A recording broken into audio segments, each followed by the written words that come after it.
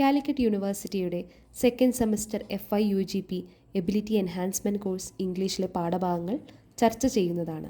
ഇന്ന് നമ്മൾ ഡിസ്കസ് ചെയ്യുന്നത് മൊഡ്യൂൾ 1-ലെ രണ്ടാമത്തെ പാഠമായ let's march Nobel lecture Kailash Satyarthi on December 10, 2014 at Oslo city hall, Norway. ഈ ഒരു ചാപ്റ്ററാണ് നമ്മളിവിടെ ചർച്ച ചെയ്യുന്നത്.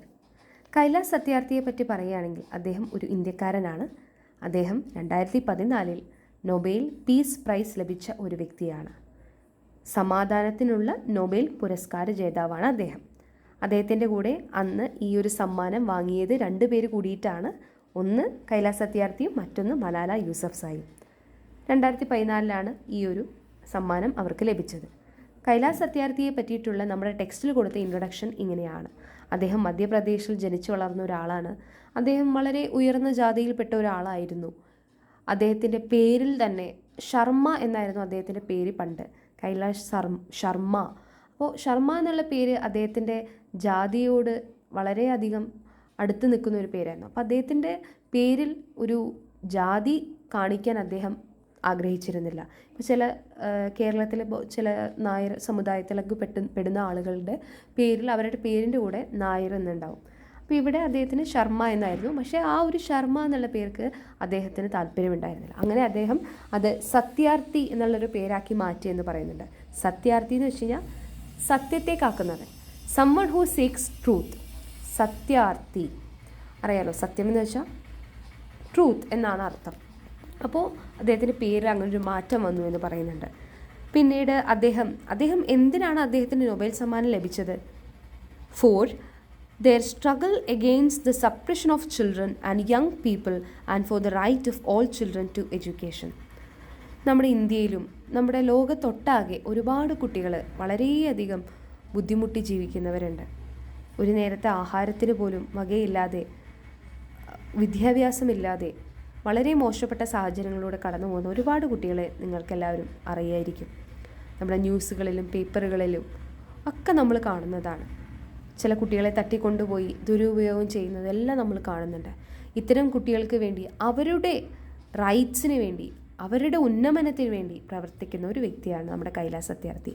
അദ്ദേഹത്തിൻ്റെ ഒരുപാട് മൂവ്മെൻറ്റ്സ്, അദ്ദേഹം നടത്തിയ ഒരുപാട് പ്രോഗ്രാംസ്, ഓർഗനൈസേഷൻസ്, ഇതെല്ലാം നമ്മുടെ ടെക്സ്റ്റ് ബുക്കിൽ പറയുന്നുണ്ട്. അതിൽ പ്രധാനപ്പെട്ട ഒന്ന് ബച്പൻ ബച്ചാവോ ആന്തോളൻ, PBA. ഈ ഒരു ബച്പൻ ബച്ചാവോ ആന്തോളൻ ഒരു മൂവ്മെൻറ്റാണ്. ആ ഒരു മൂവ്മെൻറ്റ് വഴി അദ്ദേഹം ഒരുപാട് കുട്ടികളെ ഈ ഒരു ചൈൽഡ് ലേബർ എന്നും ചൈൽഡ് ട്രാഫിക്കിംഗ് എന്നും ഒക്കെ അദ്ദേഹം രക്ഷിച്ചിട്ടുണ്ട് എന്നാണ് പറയുന്നത്. എന്താണ് ഈ ചൈൽഡ് ട്രാഫിക്കിംഗ്? ചൈൽഡ് ട്രാഫിക്കിംഗ് എന്ന് വെച്ച് കഴിഞ്ഞാൽ കുട്ടികളെ ഒരുപക്ഷെ അങ്ങോട്ട് തട്ടിക്കൊണ്ടുപോയിട്ട് ഇവർ ഇല്ലീഗലായിട്ടാണ് തട്ടിക്കൊണ്ടുപോകുന്നത്. എന്താണ് ഇല്ലീഗൽ? നിയമപരമായിട്ടല്ല. ചിലപ്പോൾ പാരൻസ് അറിയാതെ ഈ കുട്ടികളിൽ നിന്ന് തട്ടിക്കൊണ്ടുപോയിട്ട് കുട്ടിയെ ദുരുപയോഗം ചെയ്യുന്നു. ദുരുപയോഗം ചെയ്യുക എന്ന് വെച്ച് കഴിഞ്ഞാൽ കുട്ടിയെ വല്ല സെക്ഷൽ എക്സ്പ്ലോയിറ്റേഷൻ ചെയ്യുകയോ, അല്ലെങ്കിൽ കുട്ടിയുടെ അവയവങ്ങൾ അത് എടുത്ത് വിൽക്കുകയോ, അല്ലെങ്കിൽ കുട്ടിയെ ഭയങ്കര കഠിനമായ പ്രവർത്തികൾ ചെയ്യാൻ ഒക്കെ അത്രയും ഫോഴ്സ് ചെയ്തിട്ട് അവരുടെ കൂടെ താല്പര്യമില്ലാതെ ഫോഴ്സ് ചെയ്ത് ചെയ്യിപ്പിക്കുക, അങ്ങനെയൊക്കെ പല മോശമായ രീതിയിലും കുട്ടിയെ ഉപയോഗിക്കുക എന്നുള്ളതാണ് ചൈൽഡ് ട്രാഫിക്കിംഗ് എന്ന് പറയുന്നത്. അപ്പോൾ ഇത്തരം സിറ്റുവേഷൻസിനൊക്കെ എതിരെ നമ്മുടെ കൈലാസ് സത്യാർത്ഥി ഒരുപാടധികം പ്രയത്നിച്ചിട്ടുണ്ട്. അപ്പോൾ അദ്ദേഹത്തിൻ്റെ വേറൊരു organization, the good weave organization എന്ന് ഉദ്ദേശിക്കുന്നത് നോർത്ത് ഇന്ത്യയിലെല്ലാം ഇപ്പോൾ ഈ കുഞ്ഞു കുട്ടികളെ 4-5 പ്രായമൊക്കെ ഉള്ള കുട്ടികളെ കൊണ്ടുപോയിട്ട് നമ്മുടെ ചവിട്ടി, നമ്മൾ നിലത്തൊക്കെ ഇടില്ലേ, ബാത്റൂമിൻ്റെ അവിടെയൊക്കെ ഇടുന്ന ആ ചവിട്ടിയൊക്കെ ഉണ്ടാക്കുന്ന കമ്പനികളിലും ഫാക്ടറികളിലൊക്കെ പോയിട്ട് ജോലി ചെയ്യിപ്പിക്കുക. അപ്പോൾ അത്തരം കുട്ടികളെല്ലാം ആ ഒരു ജോലിയിൽ നിന്ന് രക്ഷിച്ച് അവർക്ക് വേണ്ട വിദ്യാഭ്യാസം കൊടുത്ത് നാളേക്ക് നമ്മുടെ സമൂഹത്തിന് വേണ്ടി നല്ലൊരു വ്യക്തിത്വങ്ങളെ വാർത്തെടുക്കുന്ന രീതിയിൽ അദ്ദേഹം ഒരുപാട് കാര്യങ്ങൾ ചെയ്തിട്ടുണ്ടെന്നാണ് പറയുന്നത്. ഇദ്ദേഹത്തിൻ്റെ ഒരു കോൺട്രിബ്യൂഷൻസ് നമ്മുടെ ഇന്ത്യയിൽ മാത്രം ഒതുങ്ങുന്നതല്ല, ഇൻ്റർനാഷണലി ഇദ്ദേഹം ഒരുപാട് കാര്യങ്ങൾ ചെയ്തിട്ടുണ്ട്.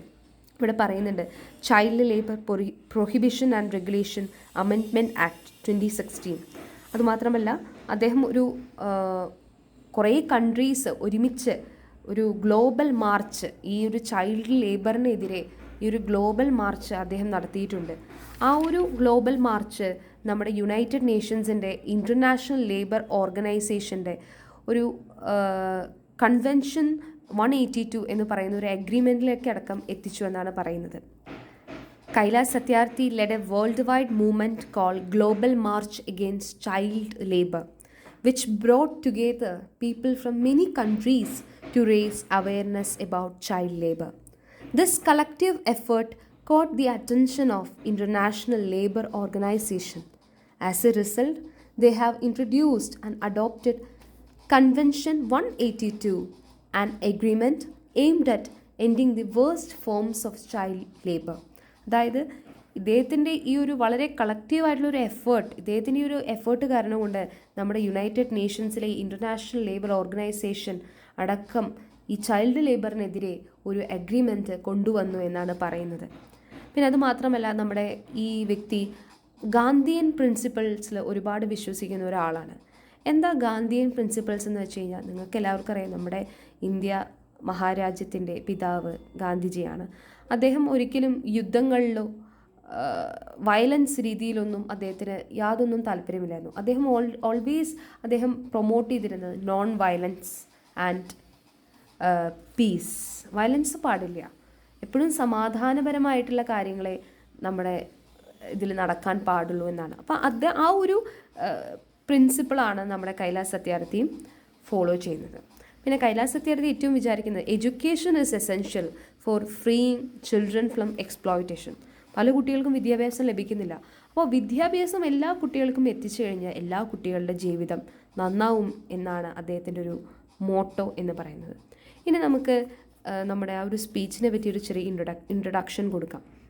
ഓൾറെഡി പറഞ്ഞു, അദ്ദേഹം നൊബേൽ സമ്മാനം ലഭിക്കുന്നതിന് മുമ്പ് നടത്തിയ ഒരു പ്രസംഗമാണ് നമ്മളിവിടെ പഠിക്കാൻ പോകുന്നത്. അപ്പോൾ ഒരുപാട് അണ്ടർ പ്രിവിലേജ്ഡ് ആയിട്ടുള്ള ചിൽഡ്രൻ, ഒരുപാട് കുട്ടികൾ ബുദ്ധിമുട്ടുന്നവരൊക്കെ ഉണ്ട്. നമ്മളറിയാതെയാണ്. നമ്മൾ ചിലപ്പോൾ ഒരുപക്ഷെ നല്ല സുഖത്തിലായിരിക്കും ജീവിക്കുന്നുണ്ടാവുക, പക്ഷേ അതേപോലെയല്ല.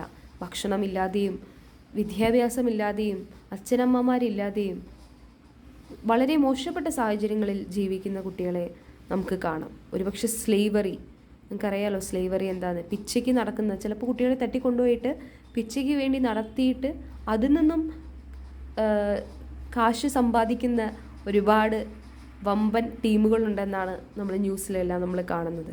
അപ്പോൾ ഇതിനെതിരെയെല്ലാം പ്രവർത്തിക്കുകയാണ് നമ്മുടെ കൈലാസ് സത്യാർത്ഥിയുടെ മോട്ടോ എന്ന് പറയുന്നത്. അതെല്ലാമാണ് നമുക്ക് ഇദ്ദേഹത്തിൻ്റെ ഒരു സ്പീച്ചിൽ നമുക്ക് കാണാൻ സാധിക്കുന്നത്. നമുക്ക് സ്പീച്ചിലോട്ട് കിടക്കാം. അദ്ദേഹത്തിനോട് നൊബേൽ കമ്മിറ്റി ഒരു ലെക്ചർ ഇവിടെ പ്രസൻറ്റ് ചെയ്യാനാണ് പറഞ്ഞിട്ടുണ്ടായിരുന്നത്. പക്ഷേ അദ്ദേഹത്തിന് അത് സാധിക്കുന്നില്ല. അദ്ദേഹം ഇവിടെ വന്നിരിക്കുന്നത് കുഞ്ഞുങ്ങളുടെ ശബ്ദത്തെ ഇവിടെ റെപ്രസെൻ്റ് ചെയ്യാൻ വേണ്ടിയിട്ടാണെന്നാണ് പറയുന്നത്. The sound of silence, the cry of innocence and the face of invisibility.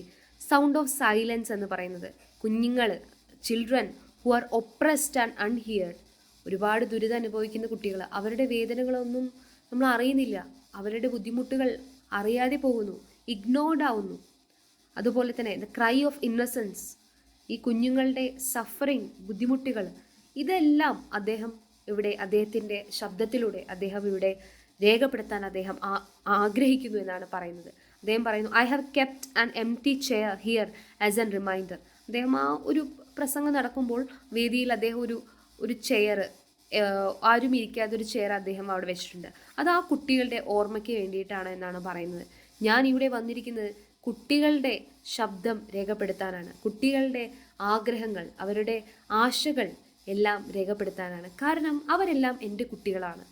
ഞാൻ ആ കുട്ടികളുടെ ഭയമാർന്ന കണ്ണുകളിലേക്ക് നോക്കുമ്പോൾ, അല്ലെങ്കിൽ അവരുടെ അത്രയും തളർന്ന എക്സോസ്റ്റഡായ കണ്ണുകളിലേക്ക് നോക്കുമ്പോൾ എനിക്ക് ഒരു പക്ഷേ ഭയങ്കര ബുദ്ധിമുട്ട് തോന്നാറുണ്ട്.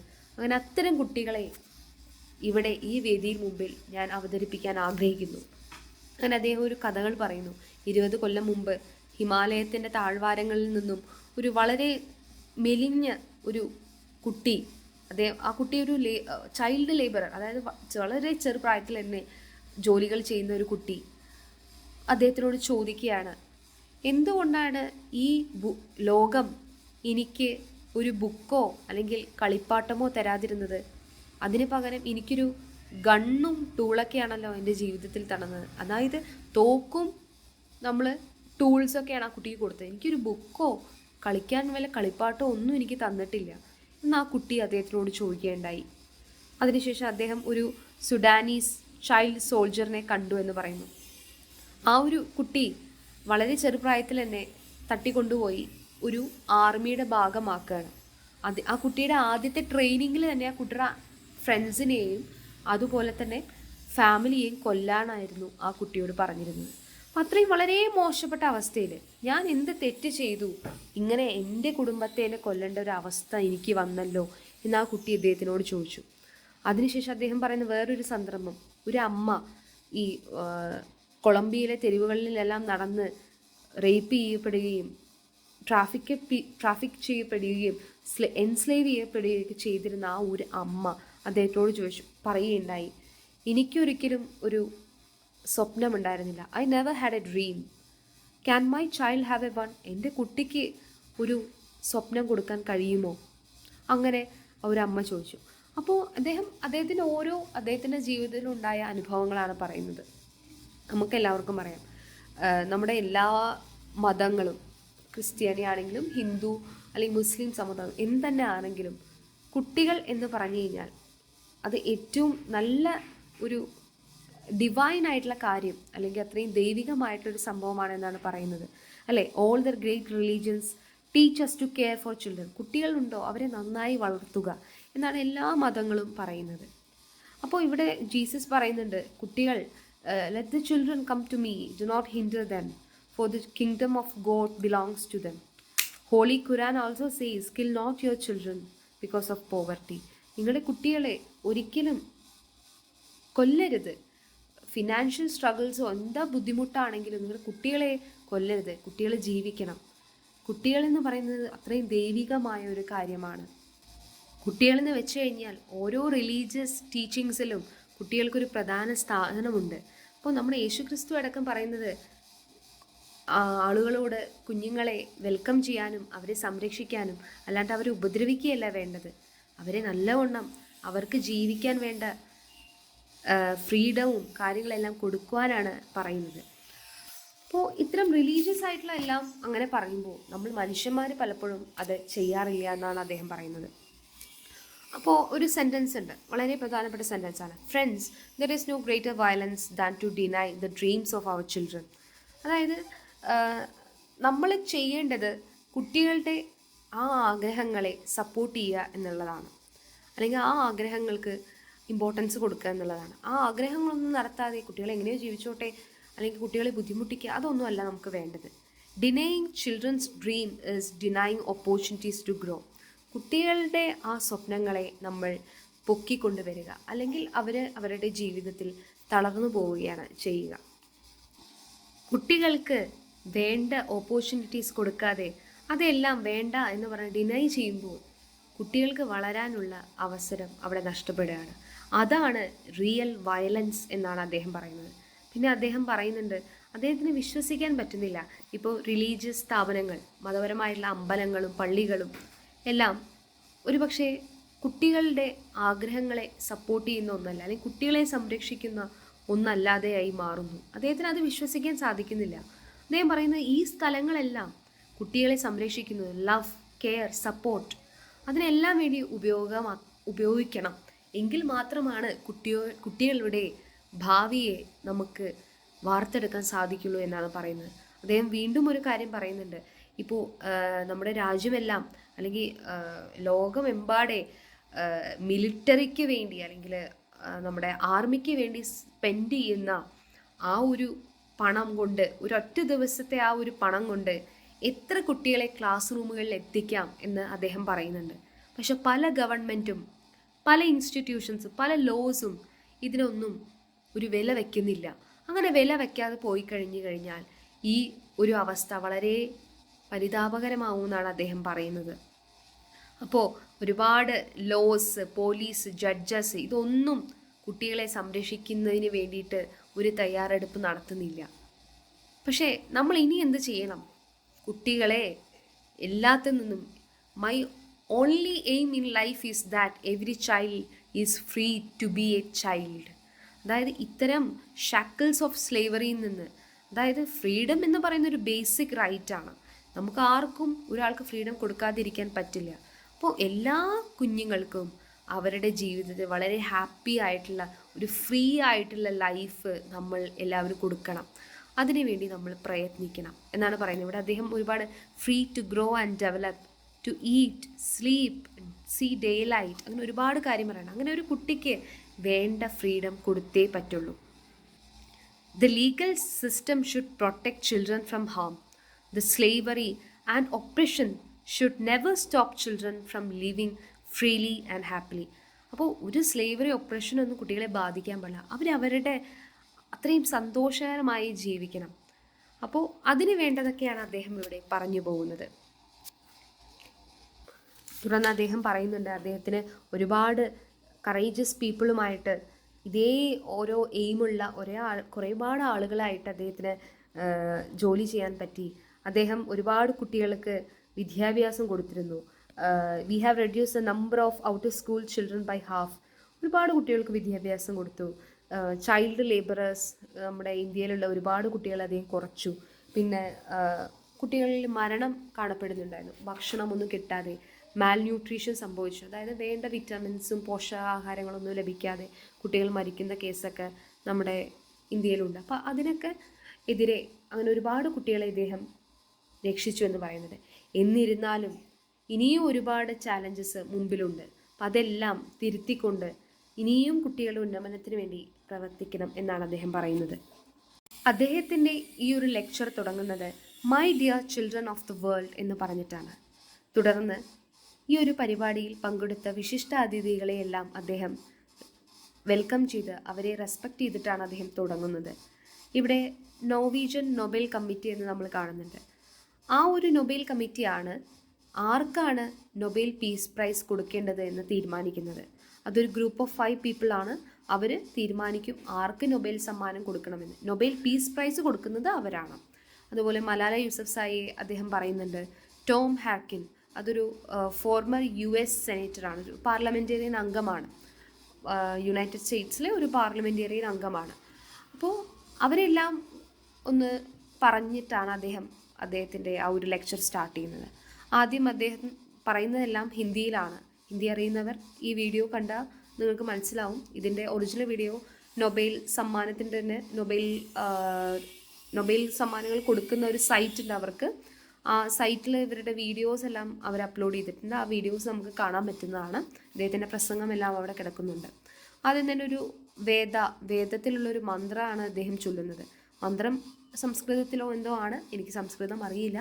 എങ്കിൽ പോലും ആ മന്ത്രത്തിൽ പറയുന്നത് ഇത്ര മാത്രം: യൂണിറ്റിയും അതുപോലെ തന്നെ ഒരു മനുഷ്യത്വവും എല്ലാം ഉണ്ടെങ്കിൽ നമുക്ക് മനുഷ്യന്മാരാൽ സൃഷ്ടിക്കപ്പെട്ട ഒരുപാട് കാര്യങ്ങൾ നമുക്ക് തിരുത്താം എന്നാണ് പറയുന്നത്.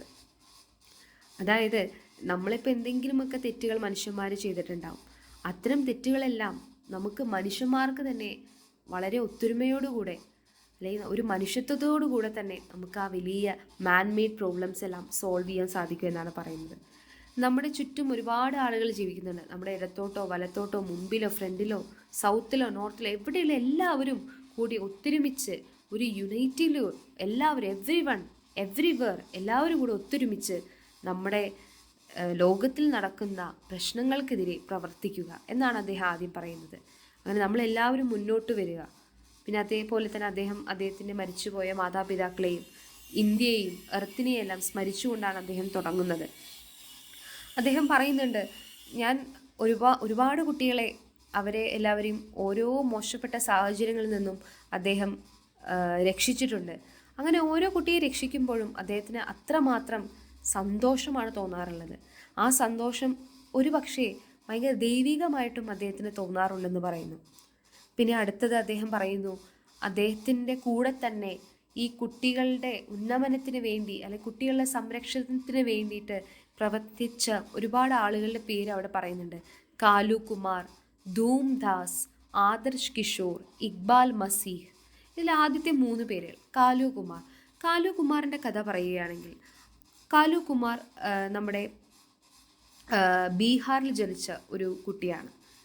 അദ്ദേഹത്തിന് 5 വയസ്സായിരിക്കുമ്പോൾ തന്നെ ഞാൻ നേരത്തെ പറഞ്ഞ പോലെ തന്നെ ഒരു കാർപ്പറ്റ് ഉണ്ടാക്കുന്ന ഒരു കമ്പനിയിലേക്ക് കുട്ടിയെ തട്ടിക്കൊണ്ടുപോയി അവിടെ ജോലി ചെയ്യേണ്ട ഒരു സാഹചര്യം വരികയാണ്. പക്ഷേ തുടർന്ന് കുറച്ച് വർഷങ്ങൾ കഴിഞ്ഞപ്പോൾ അദ്ദേഹത്തിനെ നമ്മുടെ ഈ കൈലാസ് സത്യാർത്ഥിയുടെ ബച്പൻ ബച്ചാവോ ആന്തോളൻ പറയുന്ന ആ ഒരു സംഘടനയിലെ ആക്ടിവിസ്റ്റുകൾ ആ കുട്ടിയെ രക്ഷിക്കുകയാണ് ഉണ്ടായിരുന്നത്. തുടർന്ന് ആ കുട്ടിക്ക് വേണ്ട വിദ്യാഭ്യാസം കൊടുക്കുകയും ആ കുട്ടിയെ നല്ല ജീവിതത്തിലോട്ട് കൊണ്ടുവരികയും ചെയ്തത് നമ്മുടെ കൈലാസ് സത്യാർത്ഥിയാണ്. പിന്നീട് ആ കുട്ടി കൈലാസ് സത്യാർത്ഥിയുടെ കൂടെ തന്നെ കുട്ടികളുടെ ഉന്നമനത്തിന് വേണ്ടിയിട്ടും കുട്ടികളുടെ ഫ്രീഡത്തിന് വേണ്ടിയിട്ടും ചൈൽഡ് ലേബർ എന്നും ട്രാഫിക്കിംഗ് എന്നെല്ലാം കുട്ടികളെ സംരക്ഷിക്കാൻ വേണ്ടിയിട്ട് ഒരുപാട് ഇപ്പോഴും പ്രവർത്തിച്ചുകൊണ്ടിരിക്കുന്ന ഒരു വ്യക്തിയാണ് കാലു കുമാർ. അടുത്തത് ധൂംദാസിനെ പറ്റി പറയുകയാണെങ്കിൽ അദ്ദേഹം നമ്മുടെ ഈ ബച്പൻ ബച്ചാവോ ആന്തോളനിൽ വേണ്ടിയിട്ട് പ്രവർത്തിച്ചിരുന്ന ഒരു ആക്ടിവിസ്റ്റാണ്. അങ്ങനെ 1984 ഈ ചൈൽഡ് ലേബറിനെതിരെ ഒരു റാലി അദ്ദേഹം സംഘടിപ്പിച്ചിട്ടുണ്ടായിരുന്നു.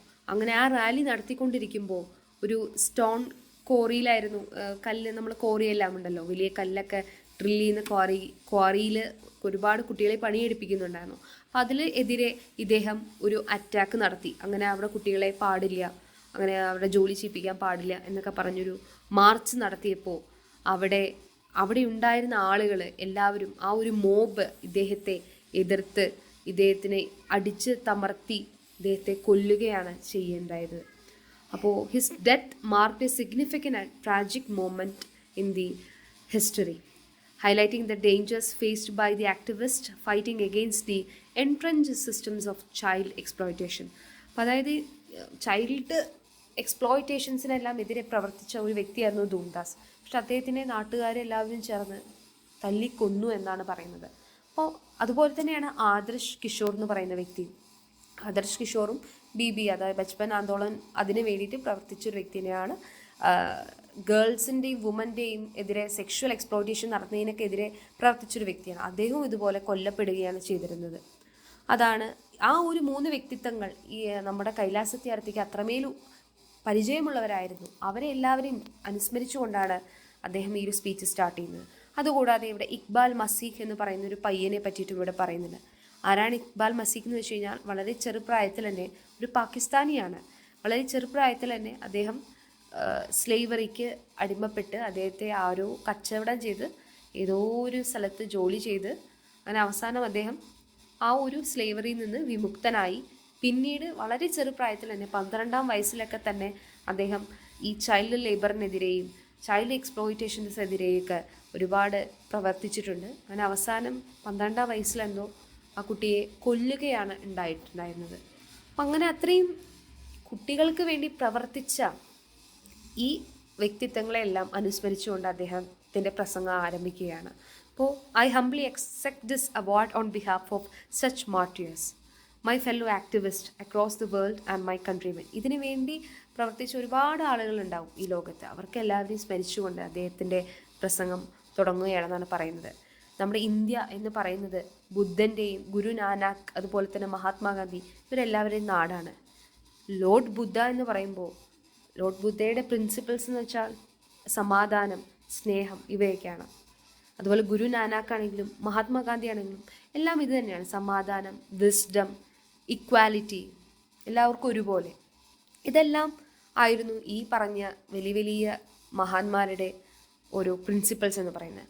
അത്തരം പ്രിൻസിപ്പിൾസൊക്കെ ഉണ്ടായിരുന്ന ഇന്ത്യ എന്ന് പറയുന്ന നാട്ടിൽ നിന്നാണ് ഞാൻ വരുന്നത് എന്നും നോർവേ എന്ന് പറയുന്ന രാജ്യം ഇപ്പോൾ മോഡേൺ രീതിയിലാണ്. ഇപ്പോൾ എന്തെന്നെ കാലം മാറിയെങ്കിലും ഇപ്പോൾ ഒരു നോർവേ എന്ന് പറയുന്നതെല്ലാം ഒരു പുതിയൊരു മോഡേണിലുള്ള രാജ്യങ്ങളാണ്. അപ്പോൾ അവിടെയെല്ലാം ഈ ഒരു കുട്ടികൾക്ക് വേണ്ടിയിട്ടുള്ള സമാധാനവും അവരുടെ പ്രോസ്പെരിറ്റിക്കൊക്കെ ഉന്നമനം കൊടുക്കുന്ന രാജ്യവും എല്ലാം കൂടെ ഒത്തൊരുമിച്ച് ഈ 2 രാജ്യങ്ങളും കൂടെ ഒത്തൊരുമിച്ച് ഈ 2 രാജ്യം മാത്രമല്ല ലോകത്തിലെ എല്ലാ രാജ്യങ്ങളും തമ്മിൽ ഒത്തൊരുമിച്ചിട്ട് കുട്ടികളുടെ ഉന്നമനത്തിന് വേണ്ടി പ്രവർത്തിക്കണം എന്നാണ് ഇവിടെ പറയുന്നത്. നോർവേ എന്ന് പറയുന്ന ഒരു modern day efforts to foster peace and diplomacy. അതായത് ഒരു പുതിയൊരു യുഗത്തിലുള്ള ഒരു കൺട്രിയാണ് നോർവേ. ഇന്ത്യയിൽ ഒരുപാട് ആളുകൾ പണ്ട് തൊട്ടേ ഇതിനു വേണ്ടി പ്രയത്നിച്ചിരുന്നു. അപ്പോൾ ഇന്ത്യയും നോർവേയും കൂടെ ചേരുമ്പോൾ അത് they will become the centres of peace and brotherhood. അപ്പോൾ അങ്ങനെ പറഞ്ഞ് അദ്ദേഹത്തിൻ്റെ പ്രസംഗം സ്റ്റാർട്ട് ചെയ്യുകയാണ്.